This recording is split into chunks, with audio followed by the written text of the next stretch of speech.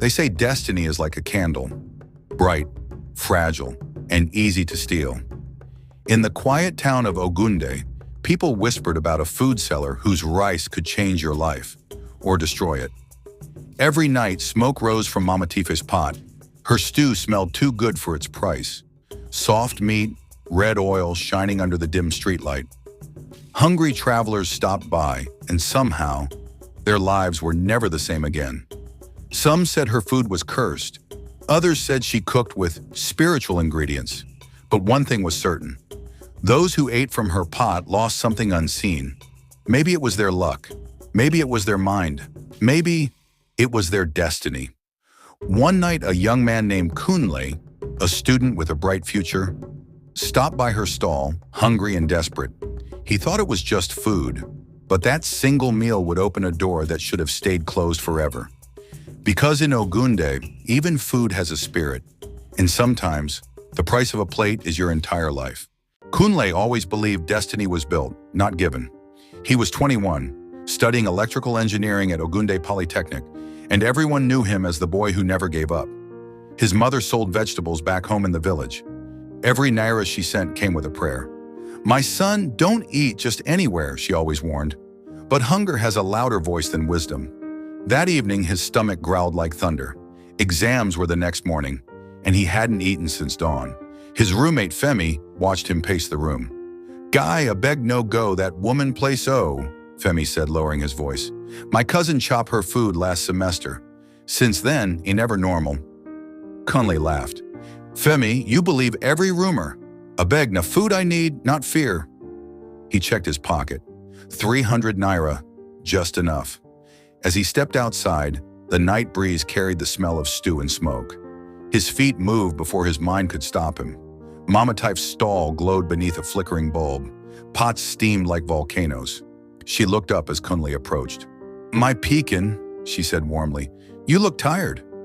"Sit down, make I serve you." He hesitated, then sat. She scooped rice onto a plate.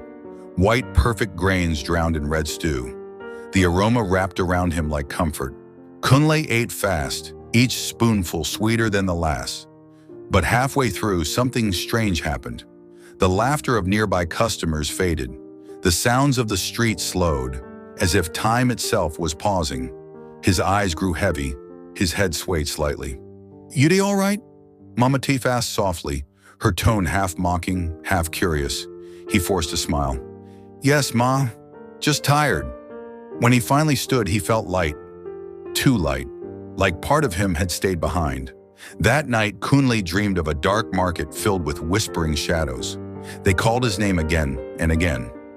One shadow stepped forward, a boy with empty eyes, and said, "Thank you for the food." Then Kunle woke up gasping. Morning came too slowly. His head pounded, his mind fogged. During his final exam, everything he'd studied vanished. His hands shook. The clock ticked louder than his thoughts. When the results were posted, Kunle's name sat at the bottom. Every course failed. Scholarship gone. He sat alone outside the exam hall, staring at the sky that refused to answer him. Femi placed a hand on his shoulder. "Guy, I tell you, make you no chop that food." Kunle didn't reply. He just whispered to himself. It was just one plate. Just one. Background fades to silence. A faint wind sound returns. That night, as the wind swept through Ogunde, the whispers began again. Soft, distant, and hungry. Long before the whispers began, Mama Tife was just a mother, kind, cheerful, and known for her delicious cooking. Her small shop used to feed school children and taxi drivers alike. But everything changed the night her only son, Tife, was hit by a speeding car. The driver never stopped. By dawn, her laughter had died with her boy. For weeks, Mama Tife wandered through Ogunde like a ghost. She stopped cooking. She stopped sleeping. Her neighbors heard her crying at midnight, calling her son's name into the wind. Then one evening, she disappeared. When she returned after 7 days, she wasn't the same. Her eyes looked older, darker, as if she had seen something beyond this world. In her hand, she carried a small clay pot wrapped in red cloth.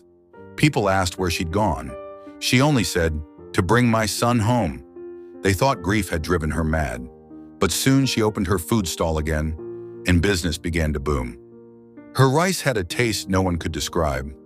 Even the rich from across town came to eat. But strange things followed. Those who ate too often lost direction in life. Jobs vanished, marriages collapsed, some even went missing. Mama Tife knew why. She had gone to a shrine deep in the forest, guided by a priest whose face she never clearly saw. He had promised her son's spirit would live again, but at a cost. "You must feed the spirits through the living," he told her. "Their destinies will sustain your child's soul." He gave her the small pot in a powder the color of ash. "Mix this with your food, and the spirits will eat unseen." The first time she used it, she wept. The next morning, money appeared at her doorstep. Fresh, clean, untouched. That night, she dreamed of her son smiling, saying, "Mommy, I'm not cold anymore." But guilt followed her like a shadow. Every laugh she heard from her customers sounded like a scream from somewhere else. Sometimes she saw faint outlines behind them, shapes of people whispering thanks in dead voices. When Kunle came that night, she felt his energy before he even sat. His destiny glowed, pure, strong, rare. The moment he ate, the air shifted. The spirits feasted eagerly. Mama Tife trembled. That night, her nose bled, her body shook, and she heard her son's voice again, whispering, "More, Mama." "I'm still hungry," tears streamed down her face. "No more," she begged the darkness. But the shadows hissed, "Feed us, or we feed on you." She sat by her pot till dawn, staring at her trembling hands. And from that day, every time she stirred the stew, she whispered one silent prayer. "God forgive me, for I am cooking lives, not food." Weeks passed, but Kunle was no longer the same. His eyes lost their shine, his laughter faded, and his dreams felt far away, like voices echoing from another world. He tried everything to recover, fasting, prayer, even herbal cleansing. Nothing changed. He'd wake up each night drenched in sweat, hearing footsteps around his bed, voices whispering his name. Femi, his roommate, watched helplessly. "Guy, you need deliverance," he said one morning. "This no be ordinary." Kunle nodded weakly. He'd already visited 3 pastors. The last one told him plainly, "Your glory was eaten. You dined where destinies are exchanged." Those words cut deep. He remembered Mama Tife's smile, the strange heaviness that followed that meal. He couldn't resist the pull. He needed answers. That evening, he returned to the same street. The smell of stew filled the air again, but the stall looked quieter. Mama Tife stood behind her pot, her face pale, her eyes swollen from tears. When she saw Kunle, her hands froze. "You shouldn't be here," she whispered. "What did you do to me?" Kunle asked, voice trembling. "Why can't I feel like myself anymore?" Mama Tife turned away, gripping the edge of her pot. "I didn't mean to hurt you," she said, her voice cracking. "I only wanted to keep my son alive." Kunle stepped closer. "So you killed mine?" She broke down crying. "It's not me, it's them. They come when I stop. They said your destiny was bright. They took it all. I couldn't stop them." The air suddenly grew cold. The wind hissed as the flames under her pot flickered wildly. Invisible hands seemed to shake the ground. Mama Tife screamed, "They're here!" The pot began to boil over, even though there was no fire. Dark smoke filled the air, curling into faces that laughed without mouths. Kunle stumbled backward as a voice echoed through the wind. "Feed us, or be fed." Mama Tife fell to her knees, begging. "Take me instead," she cried. The ground split beneath her stand, fire bursting upward. Her final scream pierced the night as her pot shattered into pieces. Then, silence. By dawn, all that remained was ash and a burnt wooden spoon. Some said it was an explosion. Others swore they saw shadows dancing in the smoke. Kunle survived, but the light in his eyes never returned. He began walking the streets, warning strangers in trembling words. "Be careful where you eat. Not every food is for your body. Some are for your soul."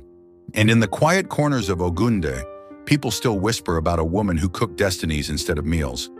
They say the spirits are still hungry, and somewhere, another pot is waiting to be stirred.